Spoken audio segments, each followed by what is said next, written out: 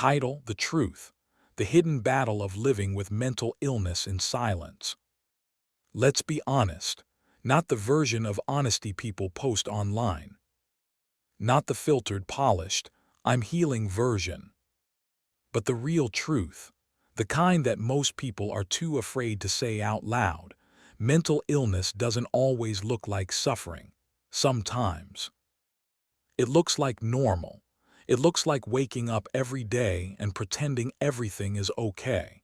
It looks like answering messages while your mind is falling apart.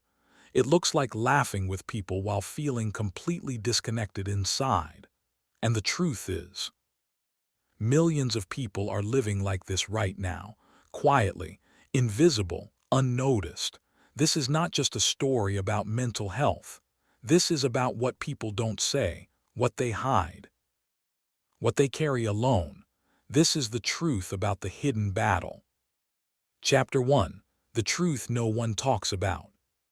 Here's the truth most people don't realize. Mental illness is not always dramatic. There's no background music, no visible breakdown, no clear sign that something is wrong. Instead, it's subtle. It's waking up tired even after sleeping. It's losing interest in things you once loved. It's feeling disconnected from your own life.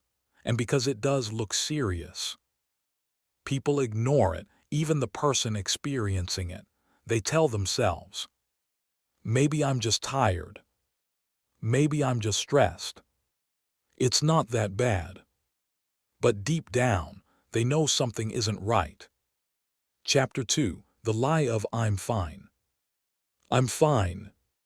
Two of the most dangerous words in mental health. Because most of the time, they're not true. People say I'm fine because it's easier than explaining. They don't want to worry others.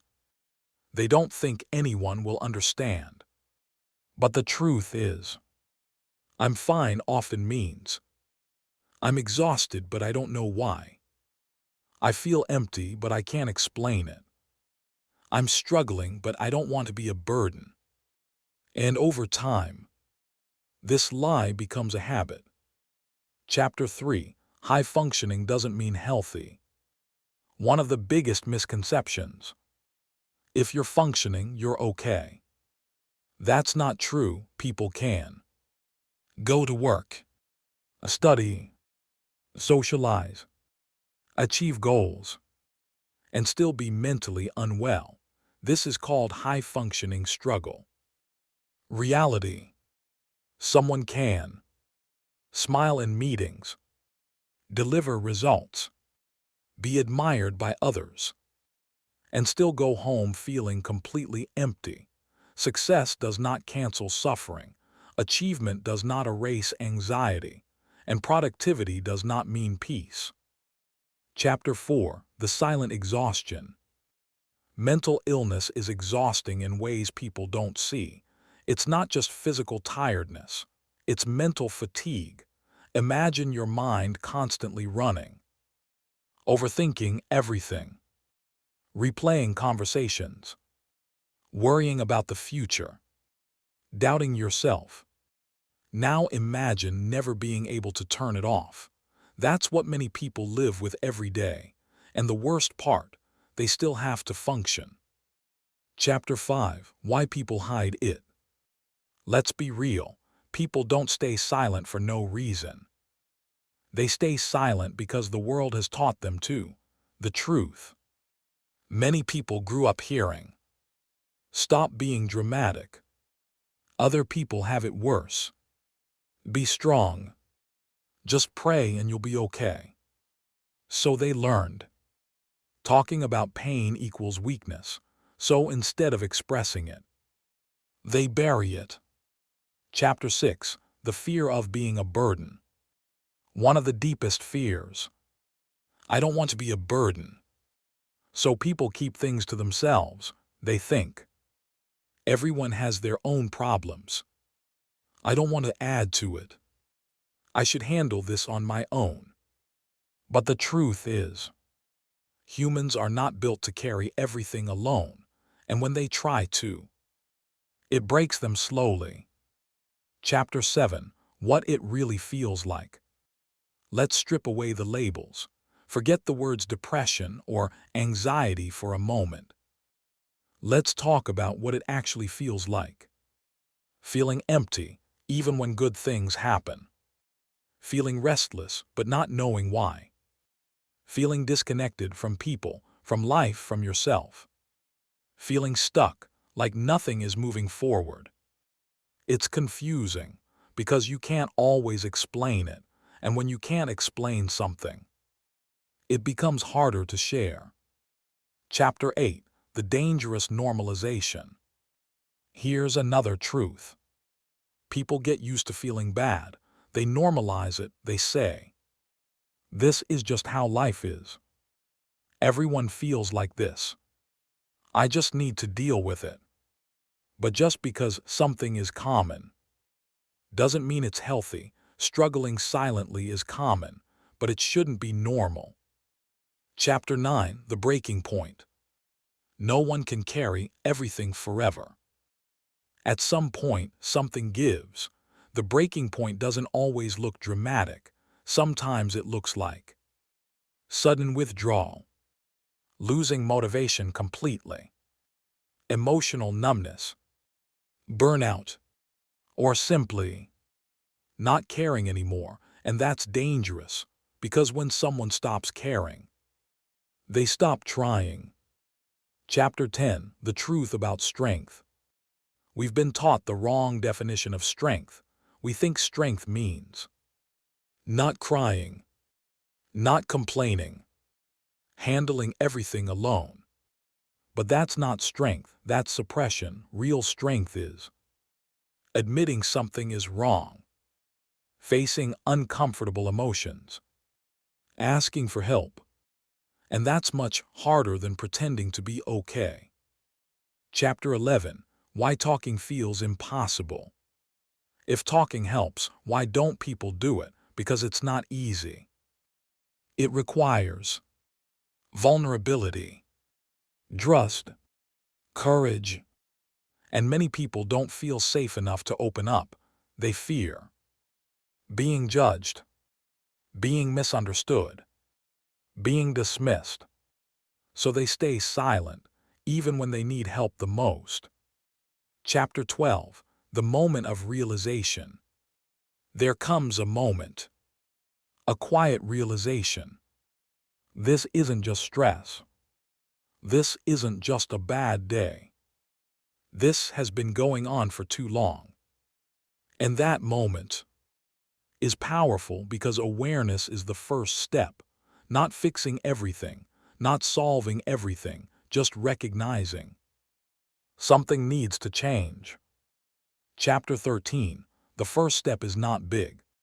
The truth is, healing doesn't start with big changes. It starts small, very small. Admitting you're not okay. Writing your thoughts. Taking a break. Talking to one person. These steps might seem simple, but for someone struggling silently, they are everything. Chapter 14. You are not alone, even if it feels like it. One of the biggest lies mental illness tells you. You're alone. But the truth is, many people feel exactly the same way. They just don't show it. So everyone walks around thinking, I'm the only one. When in reality, many are silently struggling together. Chapter 15. The truth that can change everything. Here it is, the truth that most people need to hear. You don't have to keep pretending. You don't have to carry everything alone. You don't have to wait until things get worse.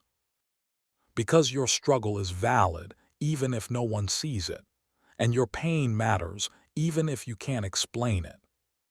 If you've been silent, if you've been holding everything in, if you've been telling yourself, I'm fine, when you're not, this is your reminder.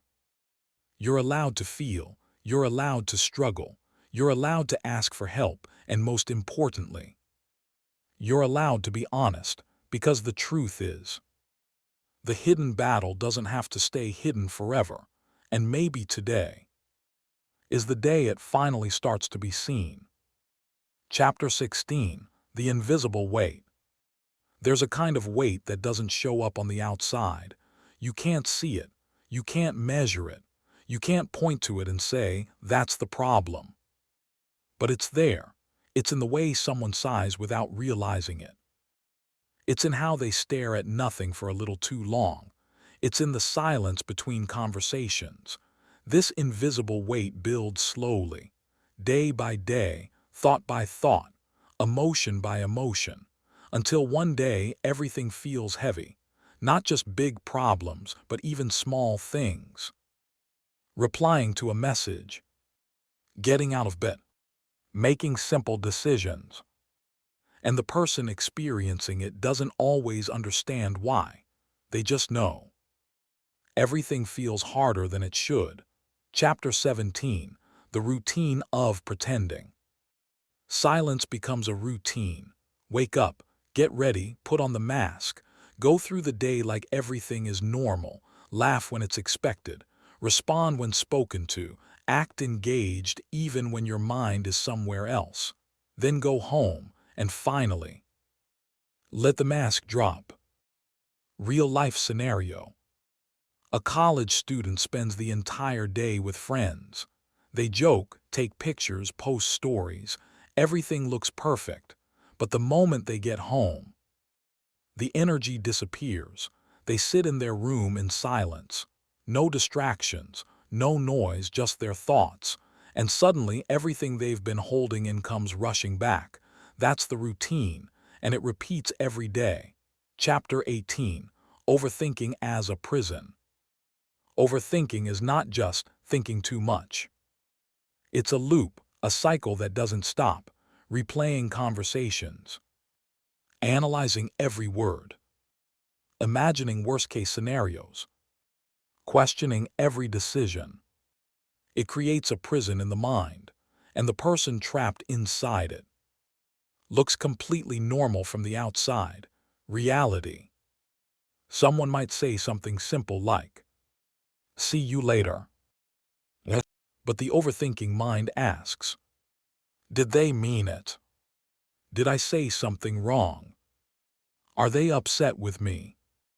And suddenly, a small moment becomes a big problem. Chapter 19. Emotional numbness. Not all mental struggles feel intense. Some feel like nothing. No excitement, no joy, no sadness, just numbness. And this can be even more confusing because people expect mental illness to feel overwhelming, but sometimes it feels empty. Real-life scenario. Someone achieves a goal they've worked toward for years. A promotion, a graduation, a milestone everyone celebrates. But inside, they feel nothing. No happiness, no pride, just silence. And that silence becomes frightening. Chapter 20. The Disconnect from Reality. One of the hardest truths. People start to feel disconnected from their own lives. They go through the motions, but it doesn't feel real. It's like watching your life instead of living it. Being present physically, but absent mentally. Conversations feel distant, moments feel blurred, and the person starts to question, why don't I feel like myself anymore? Chapter 21. Comparison in the Digital Age. Social media has changed everything. People don't just live their lives anymore. They compare them. Constantly, they see success, happiness, relationships, achievements, and they think, why am I not like that? But what they don't see is the struggles, the breakdowns, the hidden battles. So comparison becomes unfair, and it feeds insecurity. Chapter 22. The Pressure to Keep Going. Life doesn't pause for mental health. Responsibilities continue. Work, school, family, Expectations. So people push through, even when they're exhausted, even when they're overwhelmed. They tell themselves, I'll deal with it later. But later never comes. Chapter 23, When Distraction Becomes Escape. People find ways to avoid what they feel, not consciously, but automatically. Endless scrolling, watching videos for hours, staying busy all the time. Because silence brings thoughts, and thoughts can be overwhelming, so distraction becomes a form of survival. Chapter 24, The Loneliness of Not Being Understood. There's a difference between being alone and feeling alone. Someone can be surrounded by people and still feel completely isolated because no one truly understands what's happening inside them. Real life scenario. A person opens up slightly. They say, I've been feeling off lately. And the response is, everyone feels that way sometimes. That response, even if well-intentioned, feels dismissive, and it reinforces silence. Chapter 25, The Fear of Losing Control. Another hidden fear. What if I lose control? People worry. What if I break down? What if I can't handle this anymore? What if something is seriously wrong with me? So they try to control everything. Their emotions, their behavior, their image, but control is exhausting, and eventually, it slips. Chapter 26, The Moment You Realize You're Tired.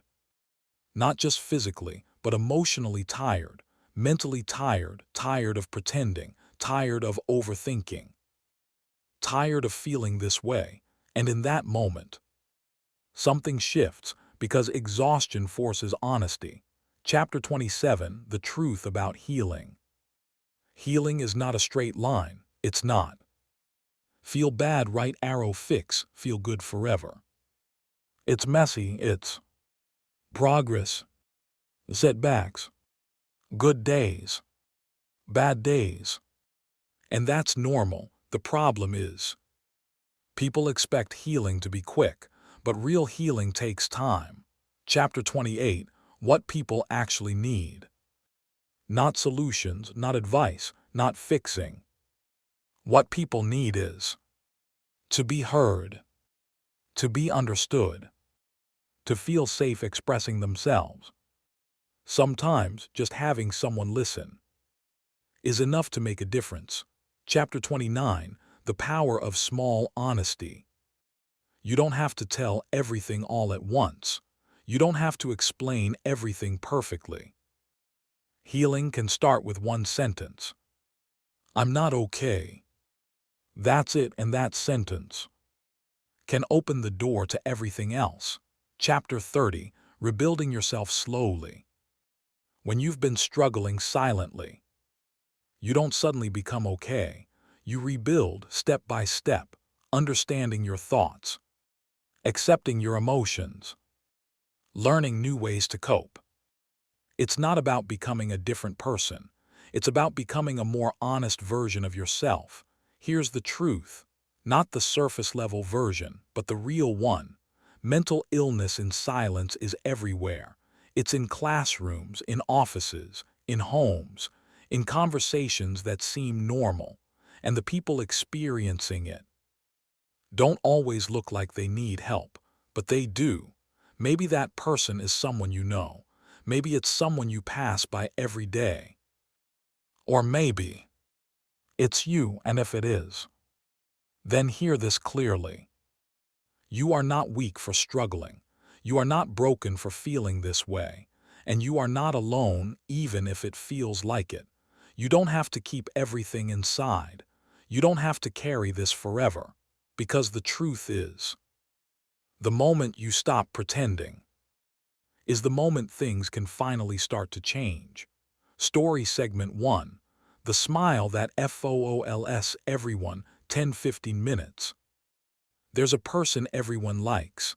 They're funny, easy to talk to, always smiling. In a group, they're the one making people laugh. the one bringing energy, the one who seems okay. Let's call her Anna. Anna is the kind of person people describe as strong. She shows up to everything. She remembers birthdays. She checks on others, but no one checks on her. Not because people don't care, but because she never gives them a reason to. Every morning, Anna wakes up with a heavy feeling in her chest. Not pain exactly. Just wait. She scrolls through her phone for a few minutes, delaying the moment she has to get up, because getting up means starting the act. She goes to work, greets everyone with a smile. Good morning. And no one questions it. Throughout the day, she laughs at jokes. She participates in conversations. She does everything she's supposed to do, but inside, there's a constant thought. I don't feel okay. And it doesn't go away. When people ask, "How are you?" she answers automatically, "I'm good." Not because it's true, but because it's easier, because explaining would take too long, because she doesn't even know where to start. At night, when everything is quiet, that's when the truth shows up. The smile disappears, the distractions are gone, and she's left alone with her thoughts. She sits in her room, and for the first time all day, she doesn't have to pretend. And that's when she feels it the most, the emptiness, the exhaustion, the confusion. She asks herself, why do I feel like this when everything seems fine? And she doesn't have an answer, so the next day, she wakes up and does it all over again. Story segment 2, the high achiever who feels nothing, 10-15 minutes. Let's talk about someone else, someone successful. Let's call him Mark. Mark has everything people strive for: a stable job, respect from others, achievements he worked hard for. From the outside, he's doing well, but inside, something is missing. Mark remembers a time when he felt excited about things, when goals meant something. But now, everything feels flat. He wakes up, goes to work, completes tasks, he performs well, people praise him. Great job. You're doing amazing. And he nods, says thank you. But inside he thinks, I don't feel anything. No excitement, no satisfaction, no sense of accomplishment, just emptiness. One day he achieves something big, something he once dreamed of. Everyone celebrates him. But that night, he sits alone, and instead of feeling proud, he feels confused. Why doesn't this feel like anything? He starts questioning everything. Is this all there is? Why do I feel so disconnected? What's wrong with me? But he doesn't tell anyone, because from the outside, there's nothing wrong, so he keeps going, but the emptiness stays. Story segment 3, the friend who slowly disappears, 10-15 minutes. There's always that one friend, the one who used to be full of life, always present, always involved. Then slowly, they change, less messages, fewer hangouts, shorter replies. Let's call him Jason. At first people think, he's just busy. But it's more than that. Jason starts canceling plans. Sorry, not today. Maybe next time. But next time never comes. His friends notice the change. They ask, are you okay? And he says, yeah, just tired. But tired doesn't fully explain it. Jason feels drained all the time, even when he hasn't done much. Simple things feel overwhelming. Replying to messages feels like effort. Going out feels exhausting. So he withdraws, not because he doesn't care, but because he doesn't have the energy. And the more he withdraws, the harder it becomes to come back, until one day, he feels completely disconnected, even from people he used to be close to. Story segment 4. The person WHO know what they're feeling, 10-15 minutes. Some people don't even know they're struggling. They just know something feels off. Let's call her Mia. Mia can't explain what she's feeling. It's not exactly sadness, not exactly anxiety, just discomfort, restlessness. She tries to ignore it, keeps herself busy, distracts herself, but it keeps coming back at random moments, while eating, while resting, while doing nothing. A sudden feeling of unease. She asks herself, why do I feel like this? But there's no clear answer, so she starts blaming herself. Maybe I'm overthinking. Maybe I'm just weak. But the truth is, she's experiencing something real, something valid, even if she can't fully understand it yet. Story segment 5. The moment someone finally admits it, 10-15 minutes. After all the silence, after all the pretending, there comes a moment, a quiet one, not dramatic, not loud, just honest. A person sits down, maybe alone, maybe with someone they trust, and for the first time, they say it, I'm not okay. Those words don't fix everything. They don't solve the problem instantly, but they change something, because for the first time, the truth is no longer hidden. The weight is no longer carried alone. And that moment, as small as it seems, is the beginning of something important, because healing doesn't start with solutions. It starts with honesty, continuation. Chapter 31. The science behind what you feel. Let's go deeper. Mental illness is not just in your head in the way people dismiss it. It's in your brain, your nervous system, your body. When someone is struggling silently, their brain is often in a constant state of alert. Stress hormones like cortisol stay elevated. The brain scans for danger, even when there is none. This is why you feel restless without a reason. You overthink small things. You can't relax even when nothing is wrong. Your brain is trying to protect you, but it doesn't realize there is no immediate threat, so it keeps going and going and going. Chapter 32. How childhood shapes silence. Many silent struggles don't start in adulthood. They start early, in childhood. If someone grows up in an environment where emotions are dismissed, vulnerability is punished, expression is ignored, they learn one thing: don't show how you feel. So they become quiet about pain, careful with emotions, skilled at hiding discomfort. And this pattern follows them into adulthood. Chapter 33. The body keeps the score.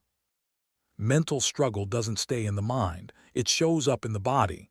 Headaches, digest, fatigue, sleep problems. Sometimes people go to doctors thinking something is physically wrong, but tests come back normal, because the root isn't physical, it's emotional. And the body is reacting to what the mind is carrying. Chapter 34. The role of identity. Another hidden layer. Identity. People often tie their worth to success, productivity, expectations. So when they struggle mentally, they feel like they're failing as a person. They think, if I can't handle this, who am I? This makes it even harder to admit the truth, because it feels like losing control of who they are. Chapter 35. Why rest fix it. People often say, just rest. But rest doesn't always solve mental exhaustion, because the problem isn't just tiredness, it's internal. You can sleep for hours and still wake up feeling drained, because your mind never truly rested. Chapter 36. The loop of self-blame. Silent sufferers often blame themselves. They think, I should be stronger. I shouldn't feel like this. Other people have it worse. This creates a loop. Struggle right arrow self-blame right arrow more struggle. and it becomes harder to break. Chapter 37. Micro Moments of Breakdown. Not all breakdowns are dramatic. Some are small, quiet, a deep sigh, a sudden loss of focus, a moment of wanting to disappear. These moments pass quickly, but they happen often, and they add up.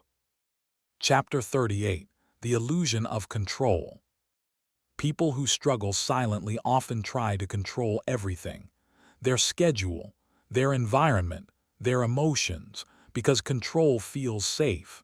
But the truth is, not everything can be controlled, and the more they try, the more exhausted they become. Chapter 39. Why people delay getting help. Even when someone knows something is wrong, they delay. They say, "I'll deal with it later. It's not serious enough. I can handle it." But waiting doesn't make it disappear. It often makes it stronger. Chapter 40. The difference between being alone and being isolated. Being alone is a choice. Isolation is a feeling. Someone can choose to be alone and feel peaceful, but someone can be surrounded by people and still feel completely disconnected. That's isolation, and it's one of the hardest parts of silent struggle. Chapter 41. The Truth About Just Think Positive. Positive thinking is often misunderstood. It doesn't mean ignoring reality. It doesn't mean forcing happiness. When someone is struggling, telling them to just think positive can feel dismissive, because it ignores the depth of what they're experiencing. Chapter 42. How Silence Affects Relationships. When someone struggles silently, it affects how they connect with others. They may pull away, avoid deep conversations, feel misunderstood, not because they don't care, but because they don't know how to explain what they feel. Chapter 43. The Fear of Being Seen Differently. Another truth. People fear that if they open up, others will see them differently, weaker, less capable, less reliable, so they hide it to protect their image, even if it costs their well-being. Chapter 44. The Moment of Awareness. Awareness is powerful, not because it fixes everything, but because it changes perspective. Instead of, "What's wrong with me?" it becomes, "What am I going through?" That shift creates space for understanding. Chapter 45. The Importance of Safe Spaces.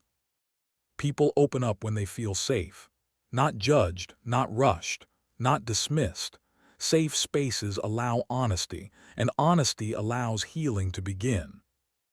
Chapter 46. Healing is not linear. Some days will feel better. Some days will feel worse. Progress is not a straight line, and that's okay, because healing is not about perfection, it's about movement. Even slow movement still counts. Chapter 47. The Power of Naming Your Experience. There's power in understanding what you're feeling, putting words to it.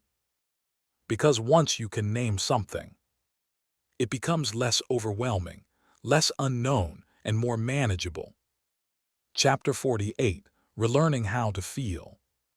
Some people have suppressed emotions for so long. They don't know how to process them anymore. So part of healing is relearning how to sit with emotions, how to understand them, how to express them. And that takes time. Chapter 49. What Real Support Looks Like. Real support is not fixing someone, it's listening without interrupting, being present, not judging. Sometimes the most powerful thing you can say is, "I'm here." Chapter 50. The Truth That Stays. After everything, all the struggle, all the silence, all the confusion, there's one truth that remains. You are not alone in this experience. even if it feels like it.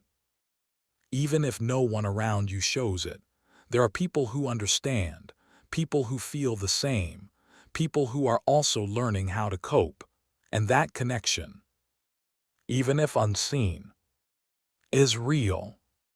Continuation, extended plus emotional hook questions edition. Chapter 51, the questions you avoid. Let's slow down for a moment, and instead of explaining, let's ask, because sometimes questions reveal more truth than answers. Have you ever felt tired? Even when you haven't done anything, have you ever smiled at someone while feeling completely empty inside? Have you ever said, "I'm fine," hoping no one asks anything further? Have you ever wanted to explain what you're feeling, but didn't even know where to begin? If you answered yes to even one of these, then you understand the hidden battle more than you think. Chapter 52, when your mind won't be quiet. What does silence feel like to you? Is it peaceful or is it loud? Because for many people, silence is not quiet, it's filled with thoughts, relentless ones, questions like, why am I like this? What's wrong with me? Why can't I just be okay?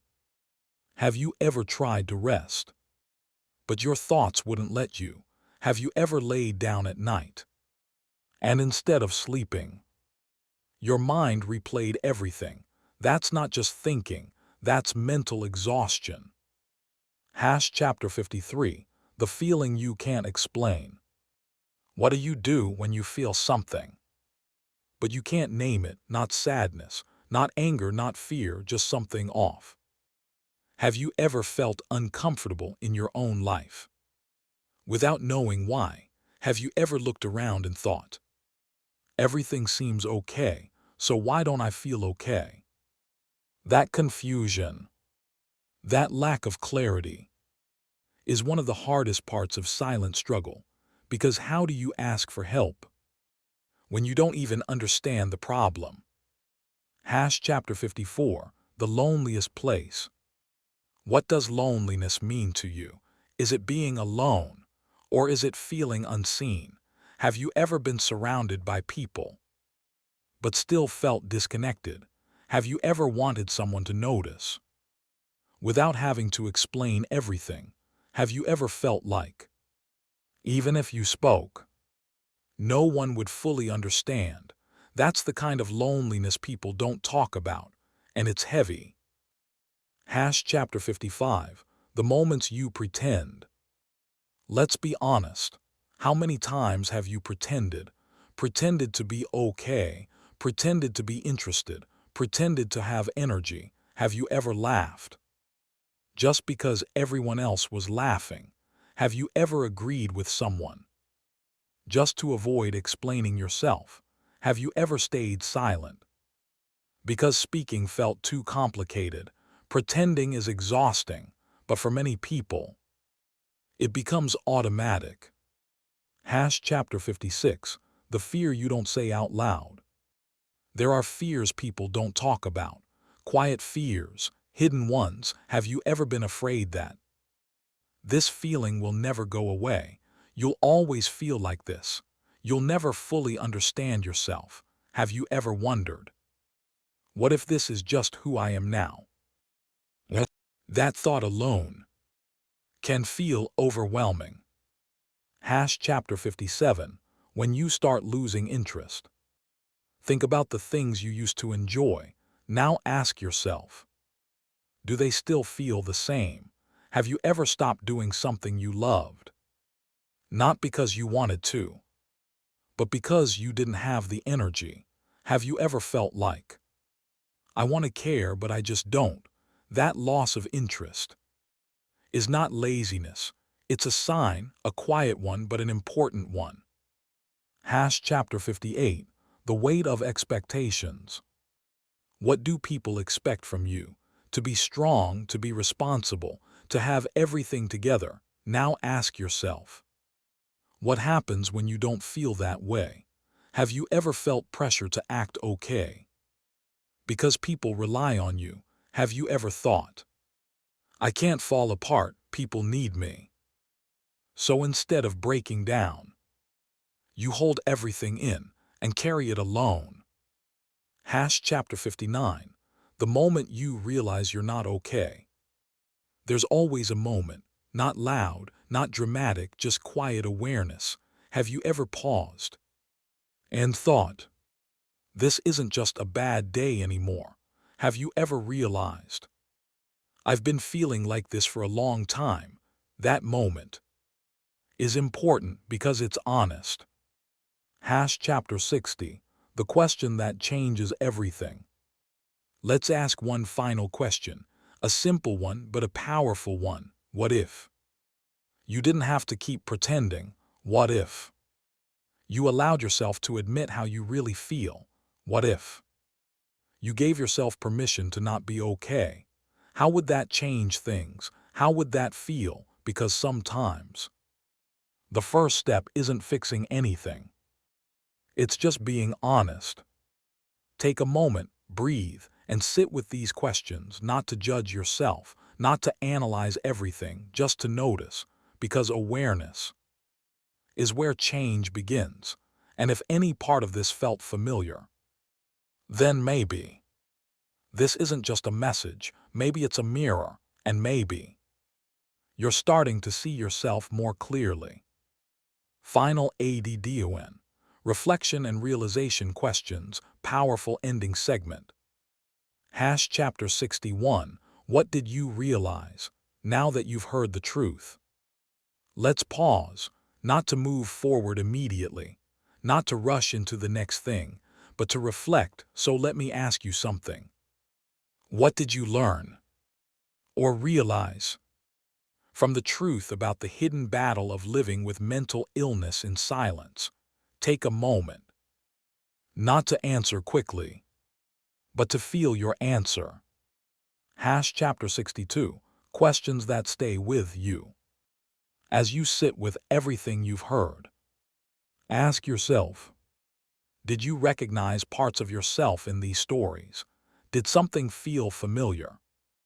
Even if you couldn't fully explain it, did you realize that what you've been feeling has a name? Did you notice that maybe you're not as alone as you thought? Chapter 63. A deeper kind of honesty. Let's go deeper. Be honest with yourself, not the version you show others, but the real one. Have you been pretending more than you admit? Have you been telling yourself, I'm okay, when you know you're not? Have you been avoiding your own feelings because facing them feels too heavy? And if you have, why? Chapter 64. What are you holding in? Everyone carries something, but not everyone acknowledges it. So ask yourself, what have you been holding in? Is it stress? Is it fear? Is it confusion? Is it emptiness? Or is it something you haven't even found words for yet? And more importantly, how long have you been carrying it? Chapter 65. What would happen if you stopped pretending? Imagine this for a moment. What if you stopped pretending, not completely, not all at once, but just a little? What if you allowed yourself to be honest? Even in small ways, would it feel uncomfortable, or would it feel relieving? Chapter 66. What do you need right now? Not what others expect from you, not what you think you should do, but what do you actually need? Rest, space, understanding, someone to talk to. Have you ever really asked yourself that? Or have you been too focused on meeting expectations? Chapter 67. Are you listening to yourself? You listen to others every day, but do you listen to yourself when your mind feels overwhelmed? Do you pause when your emotions feel heavy? Do you acknowledge them, or do you ignore them, hoping they'll go away? Chapter 68. What will you do with this awareness? Awareness changes things, but only if you do something with it. So ask yourself, now that you see things more clearly, What will you do next? Will you continue as before, or will you make even the smallest change? Chapter 69, the most important question. Out of everything you've heard, this might be the most important question. Can you be honest with yourself? Starting today, not perfect, not completely, just a little more honest than before, because that's where everything begins. Final closing, slow, emotional delivery. There's no pressure to have all the answers. No pressure to fix everything overnight, just this moment, this awareness, this quiet understanding. And maybe that's enough for now, because sometimes the most powerful realization is not, I need to change everything, but simply, I understand myself a little better. And that is where the hidden battle starts to lose its power. Continuation, fact-based expansion, adding depth, reality, and authority. Chapter 70, the real numbers behind silent struggle. Let's ground this in reality. Mental illness is not rare. It is one of the most common human experiences in the world. Millions of people experience anxiety, depression, burnout, emotional distress. And yet, a large percentage of them never seek help, not because they don't need it, but because they don't recognize it. They minimize it, or they choose to stay silent. The truth is, for every person openly talking about mental health, there are many more who are struggling quietly. Chapter 71, why many people don't seek help. You might wonder, if people are suffering, why don't they reach out? The reasons are deeper than they seem. Some believe, my problem isn't serious enough. I should be able to handle this. Other people have it worse. Others fear being judged, being misunderstood, being treated differently. And some simply don't know where to start, so instead of reaching out, they stay where they are, in silence. Chapter 72, the impact of culture and environment. Where you grow up matters. In many environments, mental health is not openly discussed. People are taught to endure, to stay strong, to keep problems private. So emotional struggle becomes something hidden, not because it doesn't exist, but because it's not accepted. And when something isn't accepted, people don't talk about it. Chapter 73, the link between stress and modern life. Modern life has increased mental pressure. Think about it. Constant notifications, social comparison, academic and work pressure, financial stress. The mind is rarely at rest, and over time, this constant stimulation leads to mental fatigue. The brain doesn't get enough time to recover, so even when nothing major is happening, people still feel overwhelmed. Chapter 74, sleep and mental health. Sleep plays a major role in mental well-being, but many people struggling silently have disrupted sleep. They stay up late overthinking, wake up feeling tired, experience restless nights, and lack of sleep makes everything worse.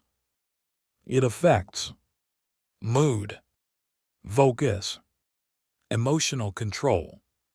So it becomes a cycle. Poor mental health, right arrow. Poor sleep, right arrow. Worse mental health. Chapter 75, the effect of isolation. Humans are wired for connection, but silent struggle often leads to isolation. Not always physically, but emotionally. People may avoid conversations, withdraw from others, keep interactions surface level. And over time, this lack of connection deepens the struggle. Chapter 76, The Role of Social Masking. Many people develop what is called social masking. They hide their real emotions to fit in. They adjust their behavior, control their expressions, suppress their feelings, so they appear normal. But maintaining this mask takes energy, and eventually, it becomes exhausting. Chapter 77, The Difference Between Sadness and Depression. Not all sadness is depression, but not all depression looks like sadness. Sadness is temporary. It has a clear cause. Depression is deeper. It can exist without a clear reason. It lingers. It affects thoughts, energy, motivation, and it often goes unnoticed, especially when someone is still functioning. Chapter 78, Anxiety is not just worry. Anxiety is often misunderstood. It's not just worrying too much. It's a physical and mental response. It can feel like a racing heart, restlessness, difficulty focusing, a constant sense of unease. And it can happen even when there's nothing obvious to worry about. Chapter 79, The Cost of Ignoring Mental Health. Ignoring mental health doesn't make it disappear. It builds up, and over time, it affects work performance, relationships, physical health. What starts as something small can grow into something overwhelming. Chapter 80, Small signs people miss. Many signs of silent struggle are subtle. People may lose interest in activities, become easily irritated, withdraw slightly from others, feel constantly tired. These signs are often dismissed, but they matter because they are early signals. Chapter 81, The Brain's Negativity Bias. The human brain is wired to focus on negative experiences. This is called negativity bias. It means negative thoughts feel stronger. Negative memories last longer. Positive experiences are often overlooked. So when someone is struggling, their mind naturally focuses on what's wrong, and it becomes harder to see anything else. Chapter 82, Why Change Feels Hard. Even when people want to feel better, change feels difficult because the mind becomes used to certain patterns, even unhealthy ones.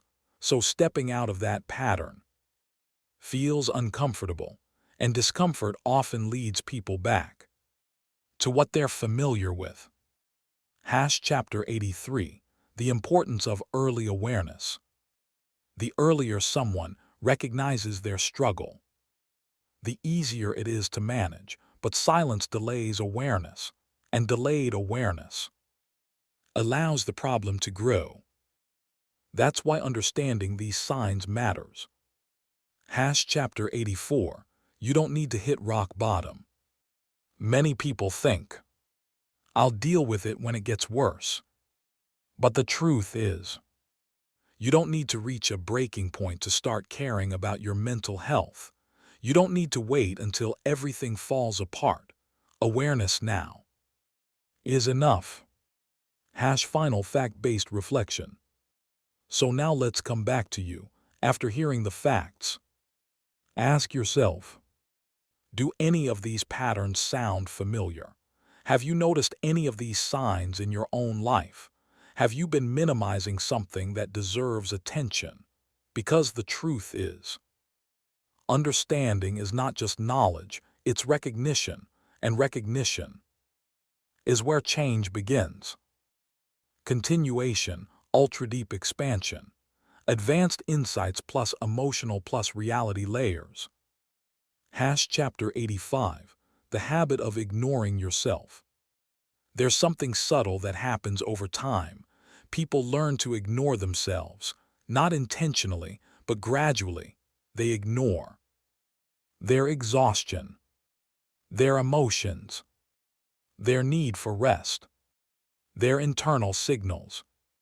Have you ever pushed through something, even when your mind was telling you to stop? Have you ever said, "I'll deal with it later"? And how many times has later never come? The truth is, ignoring yourself becomes a habit, and habits shape your reality. Chapter 86. The disconnect between outside and inside. One of the most confusing experiences is this: when your external life looks okay, but your internal world doesn't feel okay. You might have opportunities, stability, support, and still feel lost. Have you ever thought, "Why do I feel like this when everything seems fine?" That question alone can make you feel guilty, but this is the truth. Your external situation does not always reflect your internal state, and both are valid. Chapter 87. The guilt of not feeling grateful. This is something many people don't talk about. The guilt of not feeling happy, even when you think you should be. Have you ever told yourself, "I should be grateful, so why do I feel this way?" That thought creates conflict, because now you're not only struggling, you're judging yourself for struggling, and that makes everything heavier. Chapter 88. The fear of being too much. Another silent fear. What if I'm too much for people? Too emotional, too complicated, too difficult to understand. So instead of expressing yourself, you minimize yourself, you say less, you share less, you hide more.